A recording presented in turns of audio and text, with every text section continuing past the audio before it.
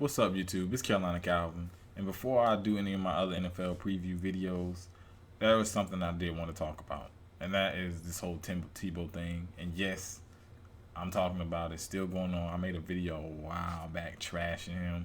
And this is when he was with the Patriots. When he was trying out for the Patriots. He didn't make the team, of course, because he's a bum. I want to talk about people still talk about this guy like he's a good quarterback. He's a bum. You watch, if you've seen any of the preseason games, or even highlights, which I'm not a big fan of people, that only watch highlights, but you can see this guy was fucking horrible. He's still really awkward. His mechanics are still bad. Of course, he doesn't look through multiple progressions. And even when he's scrambling, to me, he's not quick or can make people miss like guys like Kaepernick, like guys like Cam Newton, Russell Wilson, Andrew Luck. He doesn't make guys miss like those quarterbacks do. He's more of a guy who's more difficult to bring down. But because his inability to throw, teams are not gonna respect it. They're gonna play guys up. They're gonna jam receivers. If he's the quarterback, they're gonna jam receivers, force him to make tough, accurate throws, which he can't. He can't make those throws, and to me, he's not quick enough to get away from most NFL defenders. It worked in college when you were playing against guys who weren't gonna make it into the NFL. It worked then, but it's not gonna work now, and that's why he's had such a struggle. Coming over to the NFL, because NFL is a passing league. You got a lot of these quarterbacks who can pass and run, but first and foremost, it is a passing league.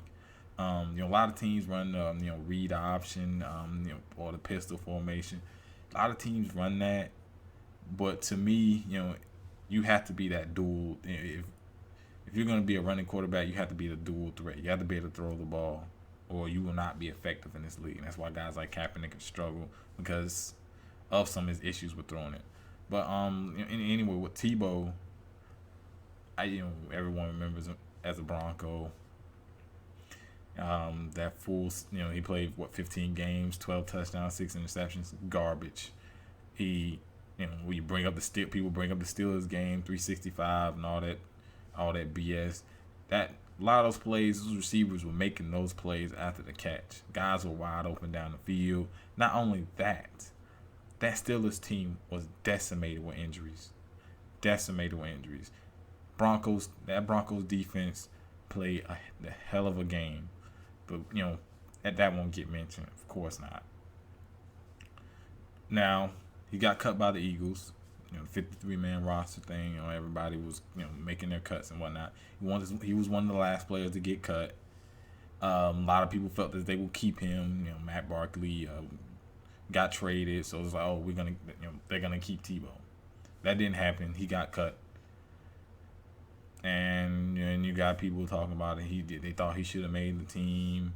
You got a couple people out after all this time, after seeing how many teams cut him.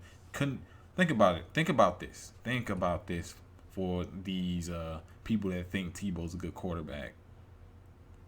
He couldn't make the team, Eagles team, who to me have a bunch of question marks at quarterback. He couldn't make it as the third string quarterback. Sam Bradford, injury concerns. He's gotten major injuries just about every year of his career. Mark Sanchez. The Jets didn't want him inconsistent. He was inconsistent last year. He's not a guy you could really rely on. Tim Tebow still couldn't make it as the third quarterback. They'd rather keep like an extra lineman or extra defensive lineman and let him go have two quarterbacks. And that was the reason they got rid of Matt Barkley, because they probably want to add guys at other positions. The reason they got rid of Matt Barkley, the reason they got rid of Tebow, they want to add guys at other positions. So the fact that sports media and this guy's poured over into just the regular media keeps talking about him, in all honesty, it has nothing to do about his ability to play. They'll mention it, but he's a bum. He can't throw. They talk about religious beliefs and all that. like other players don't believe in the same thing he believes in or have their own religious beliefs, and carry it on their shoulders. Something that that it. Take for instance, Russell Wilson. He's he's a religious guy. He's a Christian, but they never talk about that though. It's only with Tebow. And I understand he's a popular guy in Florida. Fine, whatever. But he's a bad football player. And it kind of goes into something else I wanted to say was why sports media. I understand why media, the regular media talks about that stuff because they're not really focused on just sport. They talk about pop culture and everything that goes on in the media. That's fine. That they can cover those things. I'm not gonna blast them for it.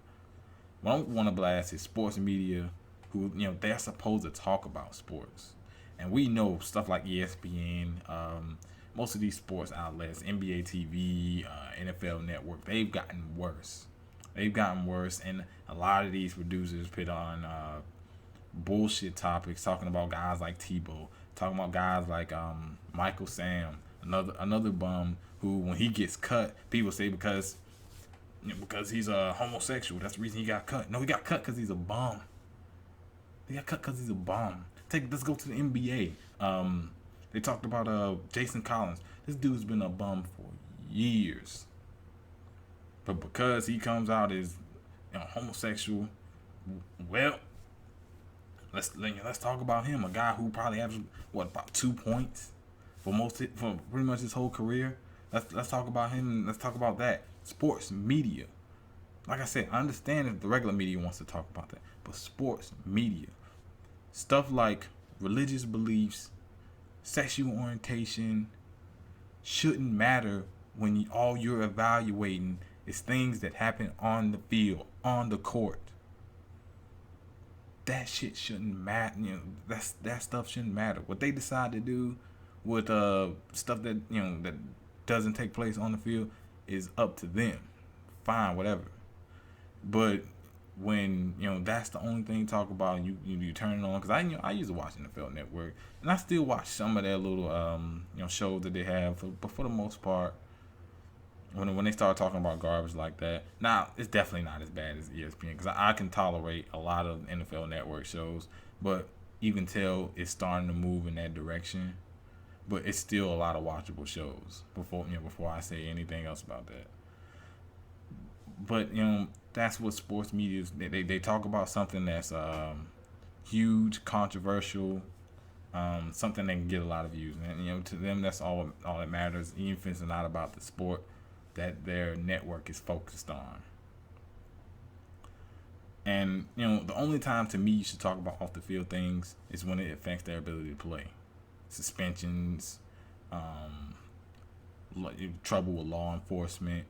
If it doesn't affect their ability to be on the field, on the court, it shouldn't be talked about. I feel as though it shouldn't be talked about. Guys are a locker room headache. That affects things on the field. Guys have been suspended by the teams. Guys have been suspended by the league. Guys have been cut, for things like that. So I can understand. But what I mentioned earlier, that stuff does not affect things on it doesn't affect things on the field or on the court. But let me know what you think down in the comment section. Sports media, as you well know, focuses on way too much trash that doesn't have anything to do with sports. Like this video, hit the thumbs up button, subscribe. Thanks for watching.